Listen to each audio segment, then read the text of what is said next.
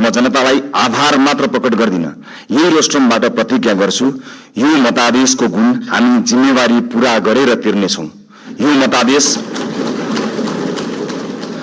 मतादेशमा जनताको आशा पनि छ, आक्रोश पनि छ। मलाई थाहा छ हामीले पाएको मत समर्थनको मात्र होइन, परिवर्तनको मत हो। हामीलाई जनताले दिएको म्यान्डेट सिंहदरबार चलाउन होइन, सिंहदरबार बदल्न हो। म गर्वका साथ भन्न सक्छु हामीले बदल्न सुरु गरिसकेका छौं। सभाध्यक्ष महोदय, सत्तारूढ दलको सभापतिका रूपमा अब हामीले बोलेर मात्र पुग्दैन। मैले मात्र होइन, रासोपाका हरेक माननीयले कामबाटै आफूलाई, पार्टीलाई र सरकारलाई प्रमाणित गर्नुपर्छ। अब हामी राम्ररी बोल्नुभन्दा पनि हाम्रा कामहरू र सरकारका कामहरू आफै अत्यन्त राम्रोसँग बोल्नेछन् र ती बोल्न सुरु गरिसकेका कुरा फेरि पनि म निवेदन गर्न चाहन्छु। सभाध्यक्ष महोदय, हामीलाई हनीमुन पिरियडको सुविधा पनि चाहिँदैन। हामी दिन गनेर होइन, सेकेन्ड गनेर काम गर्न चाहन्छौं र गर्न सुरु गरिसकेका छौं। तपाईहरूले सरकारको रफ्तार देखिरहनु भएको छ। अब कर्मचारी तन्त्र सहित सिङ्गो देशले यो रफ्तारसँग गति मिलाउनुको विकल्प छैन। हामी आफ्ना मात्र होइन, जायज छन् भने विपक्षी दलका चुनावी प्रतिबद्धताको पनि स्वामित्व लिन तयार भएर आएका छौं र यसको सार्वजनिक घोषणा हामीले गरिसकेका छौं।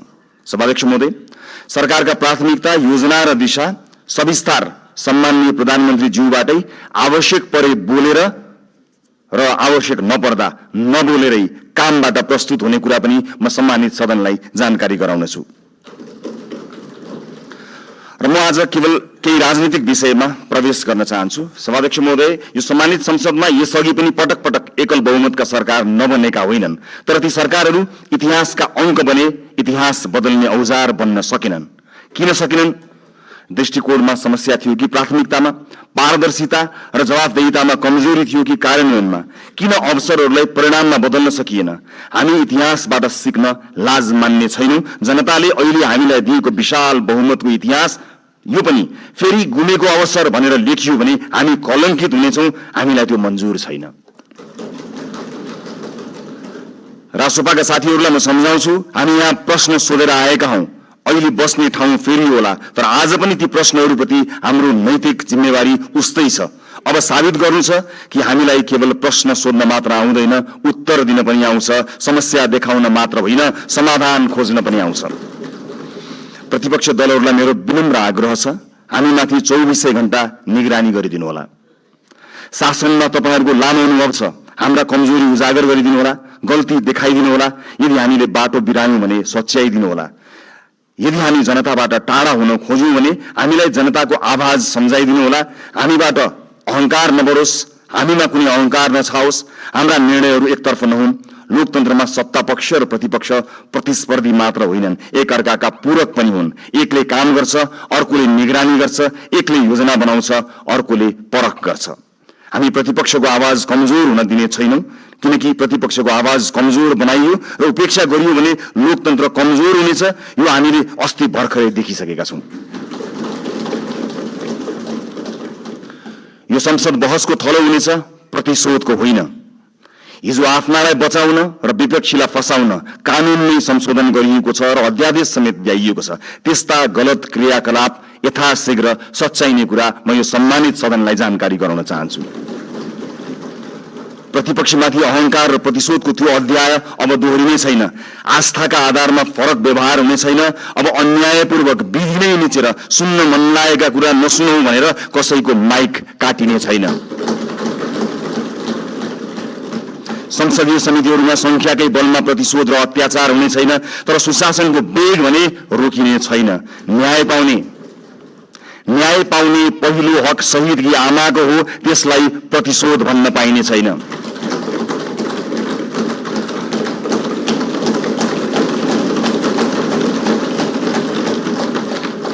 यो सरकार जेनजी विद्रोहको पनि सन्तान हो। हिजो संविधान र कानूनको आवरणमा नेता र पार्टीका सिफारिसबाट नियुक्ति लिएकाहरूले स्वैच्छिक रूपमा राजीनामा दिँदै विधिको पालना गर्नमा सहयोग गरिदिनु हुन म अपिल गर्न चाहन्छु।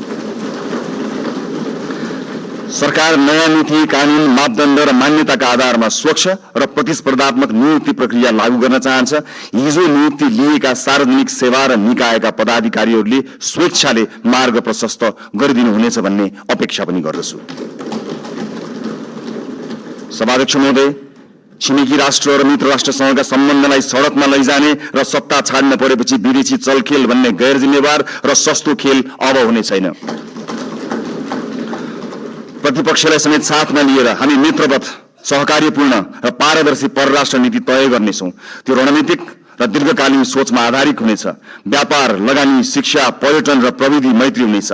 त्यसले पहिला राष्ट्रहित र त्योसँगै अन्तर्राष्ट्रिय सम्बन्धमा विश्वास र स्थायित्व सुनिश्चित गर्नेछ। स्वदेशी र विदेशी लगानीकर्तालाई यही रोस्ट्रमबाट मेरो अपिल छ। अब नेपाल लगानीका लागि पूर्ण सुरक्षित छ, किनकि राजनीतिक स्थिरता, कानुनी सुरक्षा र पारदर्शी प्रशासनको हामी ग्यारेन्टी गर्छौं। प्राकृतिक स्रोत र युवा जनशक्तिको यो देशमा अभाव छैन। म गैर आवासीय नेपाली दाजुभाइ दिदीबहिनीहरूलाई अपिल गर्छु, नेपालमा केही गरौं। तपाईँ नेपालको आर्थिक विकासमा जोडिनुहोस्। हामी एक पटकको नेपाली, सधैँको नेपालीको बाचा पूरा गरेरै छाड्छौं। नेपालको विकाससँग तपाईको पुँजी, सिप, अनुशासन र आत्मविश्वासलाई जोड्न जे गर्नुपर्छ हामी त्यही गर्छौं, जसरी पनि गर्छौं। तपाईहरुको लगानी सुनिश्चित बनाउनेछौं, तपाईहरुको सम्मान सुनिश्चित गर्नेछौं। देशभित्र म निजी क्षेत्रलाई पूर्ण आश्वस्त पार्न चाहन्छु। बिचौलिया र माफियाहरूले बिगारेको व्यावसायिक वातावरण हामीले सुधार गर्न सुरु गरिसकेका छौं।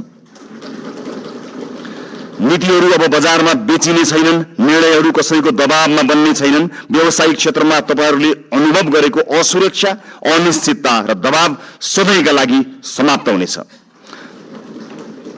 बिचौलिया र माफियागिरी अब रहने छैनन्। समान अवसर, पारदर्शिता, निष्पक्षता र व्यावसायिक स्वतन्त्रताको जिम्मा हामी लिन्छौं, सरकारले लिन्छ। म एउटा प्रसंग यहाँ प्रस्तुत गर्न चाहन्छु। सभामुख महोदय, मेरा मित्र माननीय खगेन्द्र सुनवार निर्वाचित भएर यहाँ आउनु भएको छ। चुनावी दौडका सिलसिलामा उहाँका विषयमा विवाद आउँदा थाहा छैन उहाँले गल्ती गर्नुभयो गर्नु भएन, तर उहाँले माफी माग्नुभयो। यति छिटै माफी माग्नुभयो। भन्नुभयो मबाट त्यस्तो गल्ती भयो जस्तो मलाई लाग्दैन, तर गल्ती भएको रहेछ भनेर माफी माग्नुभयो। म आज सिङ्गो सदनबाट सिङ्गो देशलाई भन्न चाहन्छु, गल्ती गरेको हो कि होइन भन्दा अन्यल हुँदा खगेन्द्र सुनारले माफी मागे। खगेन्द्र सुनारहरूमाथि युगौं युगसम्म गरिएको अन्यायको लागि हामीले माफी माग्यौं।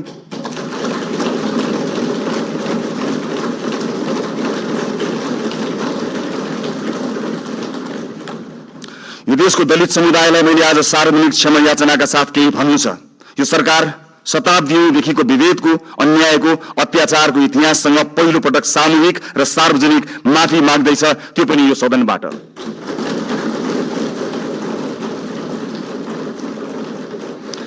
आजसम्मको विभेद सामाजिक गल्ती थिएन, संगठित अपराध थियो। यो देश किन बनेन थाहा छ? किनकि जसका हातमा सिप थियो तिनलाई हामीले अछुत मान्यौं। अब कुनै पनि नेपाली जातका नाममा झुक्नु पर्ने छैन। म सिङ्गो पार्टी, सम्माननीय प्रधानमन्त्रीज्यू, सरकारको तर्फबाट पनि माफी माग्छौं र यो माफीको मूल्य अब न्यायले गर्नेछ भन्ने कुरा पनि सुनिश्चित गर्न चाहन्छु।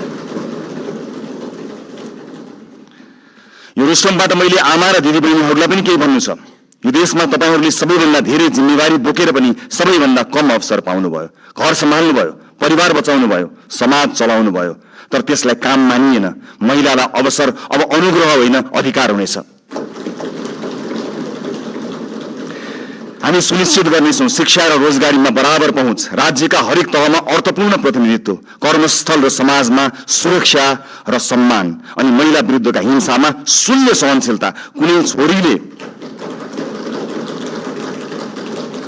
कुनै छोरीले अब आफ्नो सपना सानो बनाउनु पर्ने छैन। अबको यात्रा केवल समानताको होइन, सशक्तिकरणको हुनेछ। सँगसँगै ज्येष्ठ नागरिकहरूको आर्थिक सुरक्षा, सामाजिक कल्याण र आत्मसम्मान पनि हाम्रो कर्तव्य हुनेछ।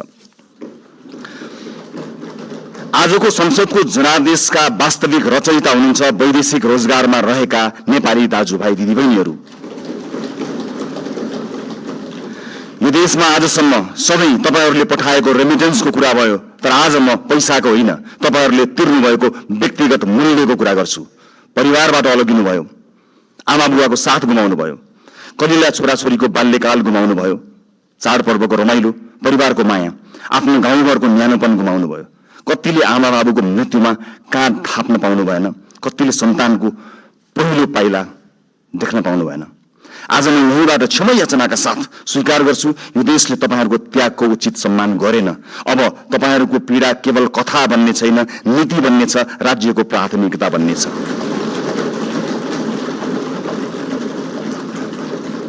बिचौलिया र श्रम माफिया अब कारबाहीका भागीदार हुनेछन्। अबको नीति तथा कार्यक्रम र बजेट तपाईहरूको हुनेछ। खाडी क्षेत्रमा अब जाने हाम्रा राजदूतहरू बिचौलियासँगको डिनर टेबलमा होइन, श्रमिकका शिविरहरूमा भेटिनेछन्। मैले युवा साथीहरूलाई विशेष अपिल गर्नु छ, यो परिवर्तन पनि तपाईहरूको हो, यो सरकार पनि तपाईहरूको हो, यो संसद पनि तपाईहरूको सङ्घर्ष, तपाईहरूको आवाज र तपाईहरूको विश्वासको परिणाम हो। यो संसद तपाईहरूलाई दक्ष र आत्मनिर्भर बनाउन, रोजगारी र उद्यमशीलतासँग जोड्न, नवप्रवर्तन र नेतृत्वका अवसरहरू पैदा गर्न सरकार प्रतिबद्ध छ। माननीय सांसदज्यूहरू, जुनसुकै पार्टीबाट चुनिएर आए पनि हामी जनतालाई प्रतिनिधित्व गर्दछौँ। त्यसैले अब हाम्रो लक्ष्य एउटै हुनुपर्छ, देशको समृद्धि, जनताको जीवनमा सुधार र न्यायपूर्ण समाजको निर्माण। मलाई विश्वास छ यो सहकार्य, उत्तरदायित्व र परिवर्तनको प्रतीक हुनेछ। धन्यवाद।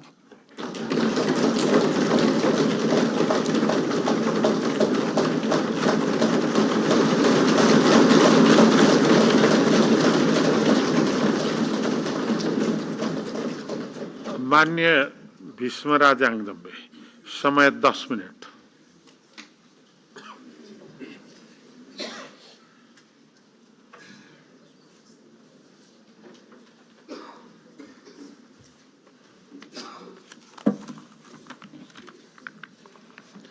सम्माननीय सभामुख महोदय,